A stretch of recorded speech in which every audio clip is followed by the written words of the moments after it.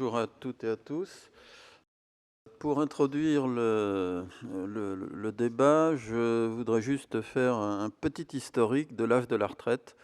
Alors je remonte à la fin de la guerre, donc depuis 1945, puisque avant il y avait un système qui était tout à fait différent. Je rappelle que 1945, c'est la création des retraites par répartition à grande échelle, avec la création du régime général et les régimes de profession libérale ayant suivi quelques années plus tard, en 1948.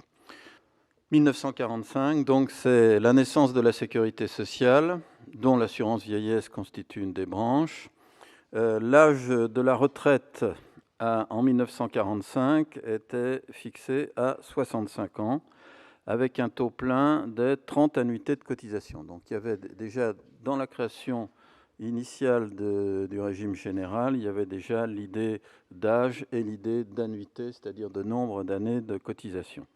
Le montant de la retraite était fixé à 40% du salaire des 10 dernières années. En 1972, loi Boulin, donc première étape, la retraite à taux plein passe à 50% du revenu, toujours des 10 meilleures années. En revanche, la durée de cotisation pour avoir le taux plein passe déjà à 37 années et demie.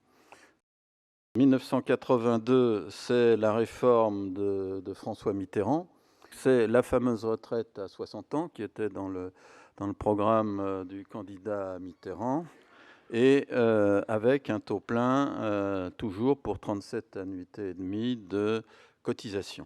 En 1994, c'est la loi Balladur, allongement progressif de la durée d'assurance requise de 37,5 à 40 ans. Donc déjà, on commence de parler d'augmentation des annuités. Et la période de calcul pour les retraites passe des 10 dernières années aux 25 meilleures années. 2004, c'est la loi Fillon. Donc la durée de cotisation est allongée à 41 ans. La loi Fillon avait une portée plus large puisqu'il a aligné la durée de cotisation du public sur celle du privé. Et elle a instauré un système de surcote pour encourager le report de la date de départ à la retraite. 2004 a été également important pour les libéraux, donc tout ce que je vous ai dit jusqu'à présent portait essentiellement sur le régime général. Avant 2004, chaque caisse libérale avait un propre régime de base, avec des règles un peu différentes, et la loi de 2004 a unifié tous les régimes de base des professions libérales. Donc, à partir de 2004, il y a eu un régime unique géré par la CNAVPL, les différentes caisses professionnelles continuant d'assurer la gestion administrative du régime. Donc, régime unique pour les libéraux, durée de cotisation alignée sur celle du régime général, mais à la différence du régime général, le régime des libéraux est resté un régime en points. Donc, c'est, je crois, aujourd'hui un des rares régimes de retraite français, sinon le seul, qui associe points et annuités. Le régime général, lui, étant basé sur un calcul des meilleures années.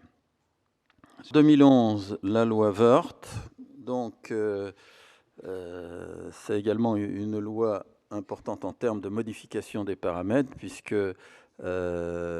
allongement progressif de la durée d'assurance et recul de l'âge de départ à 62 ans, avec un report évidemment à 67 ans de l'âge automatique de la retraite à taux plein, et des restrictions sur les conditions d'accès au dispositif carrière longue, c'est-à-dire que les carrières longues pouvaient continuer à prendre leur retraite à 60 ans dès lors qu'elles avaient les annuités requises. 2014,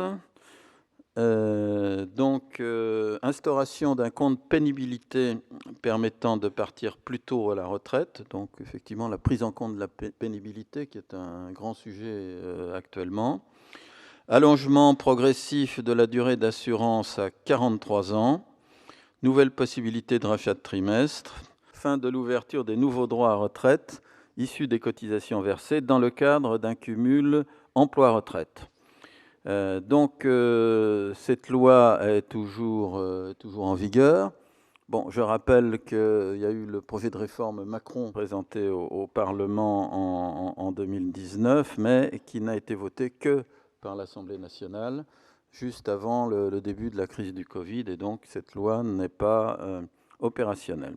Je vous remercie.